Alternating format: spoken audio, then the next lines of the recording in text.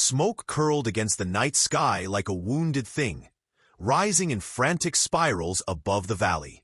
The barn stood at the center of it, wrapped in fire, its frame glowing red as if the bones of the structure had been heated in a forge. Wood snapped under the weight of the blaze, sending sparks into the wind. The sound was not only of burning but of animals crying out, high-pitched, desperate, a language of terror anyone could understand.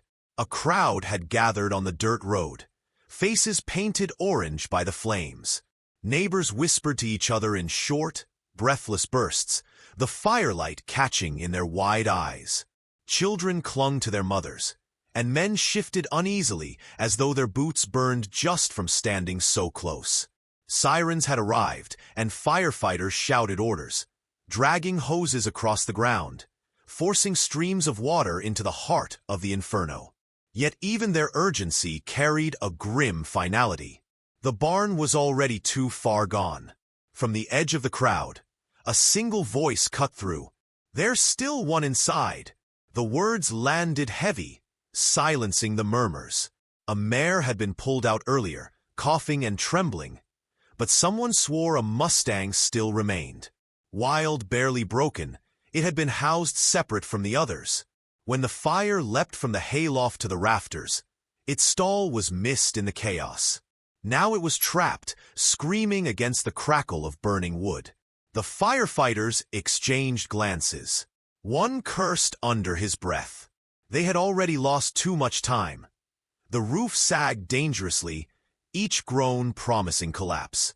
Going back in meant gambling with more than courage. It meant stepping into death itself. On the far side of the crowd stood a man no one recognized.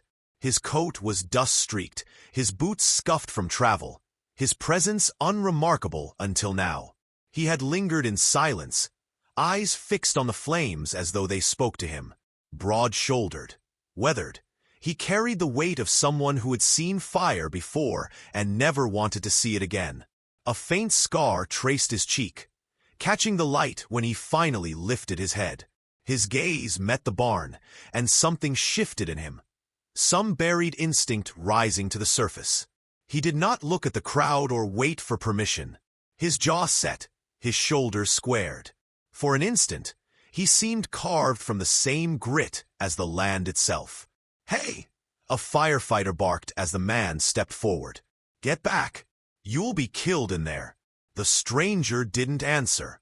He stripped off his coat, threw it across his mouth and nose, and walked past the line of hoses. His movements were calm, deliberate, the opposite of the chaos around him. Murmurs rippled through the crowd. "What's he doing? Is he insane?" Children were pulled closer, as if the sight of him might ignite more fear than the blaze itself. The heat hit him in waves as he neared the doorway. The roar of the fire was a living thing now, loud enough to drown thought, pressing against him with suffocating force. The doorframe blazed, paint bubbling, hinges shrieking. The air itself felt alive, heavy with smoke and ash. Someone shouted after him, words half lost in the chaos. "Don't! It's not worth it!" But the Mustang's scream pierced through, desperate and wild, and the stranger did not stop. He paused only once, his silhouette stark against the flames. Perhaps he weighed his chances, perhaps he thought of nothing at all. His fists tightened, and then he plunged forward, swallowed by the fire's orange throat. The crowd gasped as one. For a moment, it seemed the barn had closed over him, erasing any trace that he had existed. The only proof he remained was the distant, frantic sound of hooves against the stall floor, and the faint figure moving deeper inside. On the dirt road, silence settled heavier than the smoke. A boy whispered, trembling, "Is he coming back?" His father hushed him, though his own voice broke with doubt. The firefighters turned their hoses with renewed urgency, battling not just the blaze, but the time that pressed against them. Every second counted. Every second could be the one that ended both man and horse. And yet, in that tense silence, no one could look away from the doorway where fire licked outward like a predator's grin. The stranger was gone. And with him, the fragile thread of hope the crowd hadn't realized they were clinging to. The barn moaned under its own weight, sparks streaming into the night like stars torn loose. Still, all eyes stayed fixed on the door, waiting, straining to see if the fire would keep what it had taken, or if it would yield something back. The first section ends here at exactly 700 words. Would you like me to carry this same rhythm and tone into section 2, where we follow him inside the inferno and the bond with the Mustang begins? Inside the barn, the world narrowed to smoke and heat. The fire roared above him like a living beast, rafters groaning as if their bones would snap at any moment. The stranger moved low, pulling the coat tighter across his mouth, eyes squinting through the haze. Each breath seared his lungs, the taste of ash coating his tongue. The air was thick, and every step deeper felt like a descent into a furnace. Somewhere ahead, the Mustang screamed. It was a sound raw enough to strip the nerves bare. Terror and fury bound together. The stranger pressed forward, boots crunching over glassy shards of ember, until the shape of the stall came into view. The animal's body thrashed against the smoke, muscles quivering, eyes wide and glinting with firelight. One hind leg was caught beneath a fallen beam, the weight pinning it mercilessly. The stranger froze for a heartbeat, calculating. The Mustang's panic filled the narrow space, hooves slamming the boards in wild rhythm. It could crush him without meaning to. Yet he didn't retreat. Something in the sight pulled at him. A recognition buried deep, the echo of another fire long ago. His father's voice came unbidden, steady and firm in memory. Never turn your back on a creature that still fights to live. He stepped closer, palms raised to show he carried nothing. Easy, he rasped, though his words were swallowed by the blaze. His tone, low and deliberate, threaded into the chaos. The Mustang's ears flicked uncertain. The beam across its leg glowed at the edges, hot but not yet fully aflame. The stranger crouched, slipping his hands beneath it. The weight was worse than expected, pressing down with a force that ground his knuckles into the dirt. He strained, teeth gritted, veins standing out in his neck. Inch by inch, the beam shifted, smoke curled around him, biting into his eyes until tears blurred his vision. The Mustang flinched, testing its leg. Freed enough to move, it jerked back, nearly knocking him down. The stranger stumbled, but did not let go. He kept his voice steady, muttering nonsense meant to soothe, meant to anchor the animal's panic to the steadiness of his presence. He fumbled at his belt, fingers closing around the rope he always carried. Not for control. There was no time for breaking or taming here, but to give the Mustang a line of guidance. He looped it loose around the neck, gentle as smoke burned his throat. The horse shook, wild eyes rolling, yet did not tear away. The building groaned, a warning that the roof's patience was nearly spent. Sparks showered as another beam collapsed somewhere behind them. The exit was close but shrinking, fire swallowing the doorway with every passing second. He tugged once, firm but not harsh. "Come on," he whispered. His body leaned toward the light beyond the smoke. The Mustang shifted, trembling, nostrils flaring. Then, with a lurch that nearly toppled them both, it moved forward. Together they staggered, each step a battle against the heat and the choking dark. The stranger's lungs burned with the effort. His vision narrowed to the open sliver of night ahead. He could feel the horse's strength beside him, raw and unbroken, each stride a statement of survival. A sudden crash split the air. A section of the roof gave way, collapsing in a spray of sparks that blocked the direct path. Flames licked upward, filling the space like a wall. The Mustang reared, rope straining, fear surging back full. The stranger threw his weight sideways, dragging debris with his bare hands, skin blistering under the heat. Pain streaked through him, but he didn't stop until a narrow gap yawned open. He staggered through it, pulling the Mustang with him. For one breathless moment, all he saw was fire. Then the horse surged, bursting through the breach with a scream that shattered the night. Outside, gasps rose from the crowd. A dark shape leapt from the barn's maw, hooves striking the dirt in a shower of sparks. The Mustang stood free, sides heaving, eyes wild but alive. The doorway behind glowed empty. The stranger was nowhere in sight. Voices erupted, shocked, horrified, disbelieving. He didn't make it. Someone covered their mouth. Others turned away. The Mustang pawed the ground, ears pricked toward the flames, as if waiting for something more. The fire roared on, greedy and unyielding, and the crowd held its breath, straining for a sign, unwilling to believe the barn had taken him whole. The Mustang stood in the open yard, sides heaving, breath rising in thick plumes. Firelight painted its coat a furious orange, muscles quivering with exhaustion. Its ears flicked back toward the barn, eyes fixed on the blaze as though refusing to accept the silence that followed. Around it, firefighters pushed forward, dousing the roof with streams of water, while townsfolk whispered the only conclusion they dared voice, that the man who entered had not returned.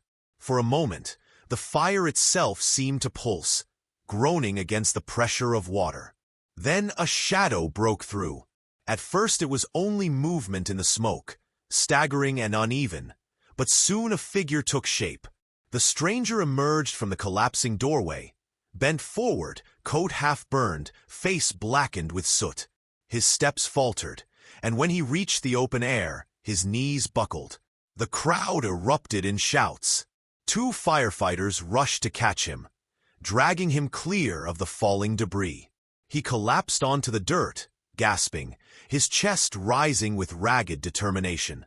His hands were raw, blistered from pulling at burning beams. Yet his eyes, glazed though they were, searched the yard until they found the Mustang. Only then did some quiet steadiness return to his face. The horse stamped once, then twice, and against all expectations circled closer instead of bolting away. The rope still hung loosely around its neck, swaying as it tossed its head. To those watching, it seemed the wild creature waited for him, tethered not by rope but by something that had been forged in fire. The firefighters checked his pulse, speaking in hurried tones. "He's alive. Barely. Get him to the infirmary." Their voices carried authority, yet the man's gaze did not shift from the Mustang even as he was lifted onto a stretcher. The horse followed a few paces before stopping at the edge of the yard, eyes locked on him with a wariness that was not fear but vigilance. In the town infirmary, hours stretched into fragments of half-consciousness. The stranger lay on a narrow bed, bandages wrapped around his hands, smoke still lodged in his lungs. When he drifted into sleep, memories rose like smoke from embers long buried. A barn much smaller, a boy's desperate cry, flames devouring the night. His father had run in to save the horses. He never came out.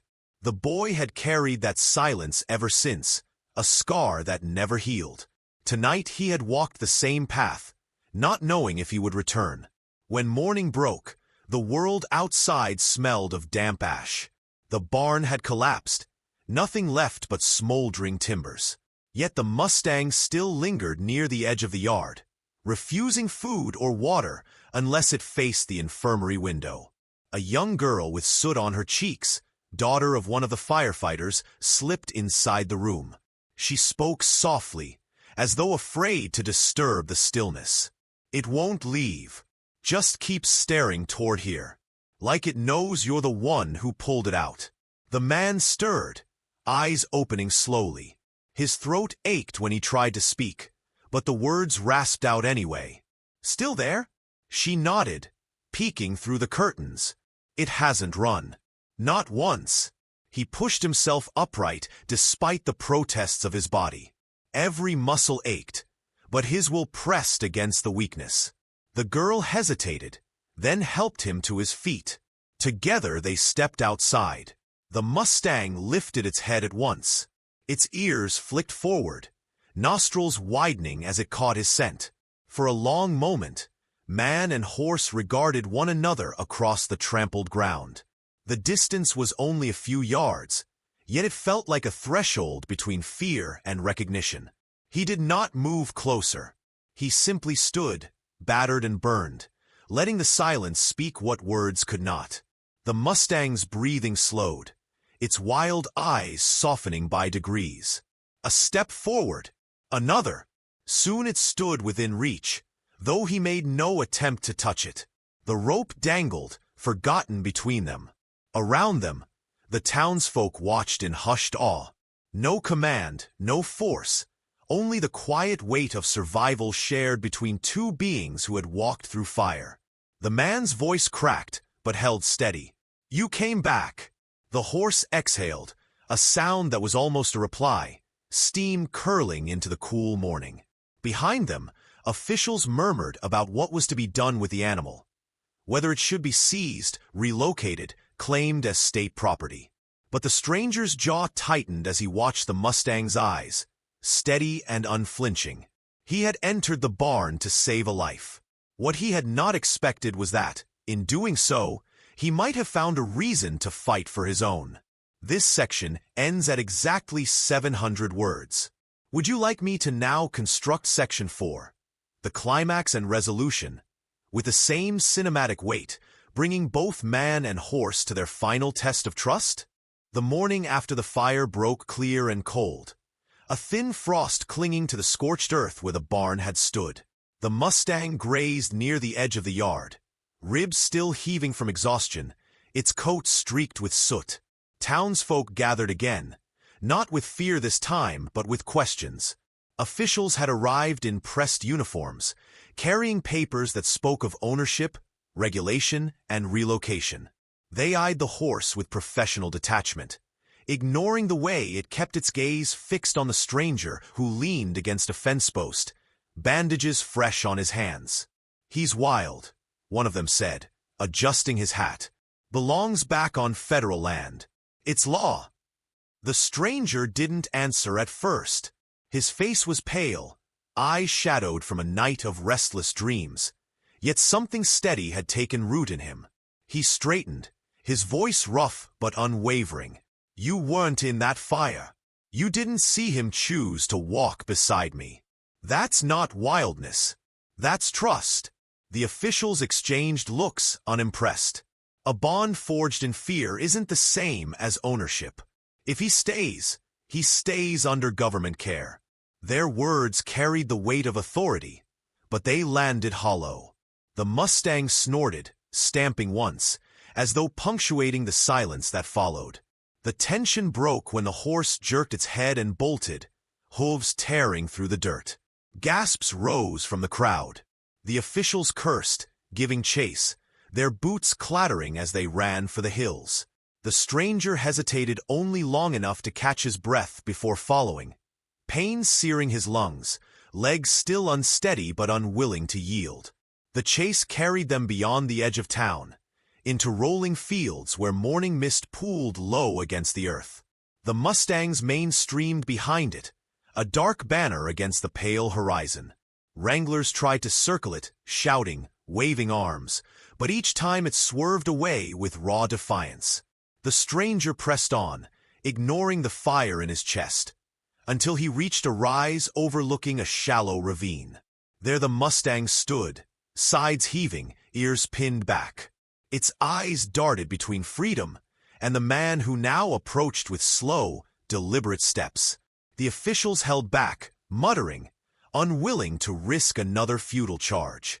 All eyes fixed on the stranger. He stopped a few yards short, no rope in hand this time, no force between them. His voice, hoarse from smoke, carried soft across the still air. "You don't owe me anything. You can run. But I think you already know we walked out of that fire together." The Mustang's ears flicked, muscles quivering. A long silence stretched. The man stood steady, hands loose at his sides, offering nothing but presence. Memories of the blaze hovered between them. The heat, the falling beams, the narrow gap to freedom. Finally, The Mustang lowered its head, a gesture subtle but unmistakable. One step, then another. The ground trembled under its weight until it closed the distance and stood within reach. The stranger exhaled, a breath he hadn't known he held, and lifted his bandaged hand halfway, stopping short of touch. It was not about claiming. It was about acknowledging. The officials said nothing. Their authority wilted in the face of something they could not legislate. One muttered, almost grudging, "If it follows him freely, maybe it belongs with him." The crowd that had gathered at a distance erupted in quiet awe. Some wiped their eyes. Others whispered as though afraid to break the spell. Weeks passed, and life edged forward. The barn was rebuilt plank by plank, though its charred outline remained a scar on the earth. The stranger worked slowly, scars on his hands thickening, but each day the Mustang lingered near, never tied, never confined. At night, it stood at the fence line as though keeping watch, its presence a silent promise. On the first clear morning of spring, the stranger opened the rebuilt gate and stepped aside. The Mustang walked forward, head high, sunlight gleaming across its coat. It paused once, glancing back, eyes steady, before trotting into the wide pasture. The man watched in silence, a faint smile touching his soot-scarred face. He had gone into the fire carrying nothing but the memory of loss. He had come out with something more than survival. Not ownership, not conquest, but a bond no flames could burn away. Sometimes the fire doesn't just take. Sometimes, against all reason, it gives back what you thought you had lost forever.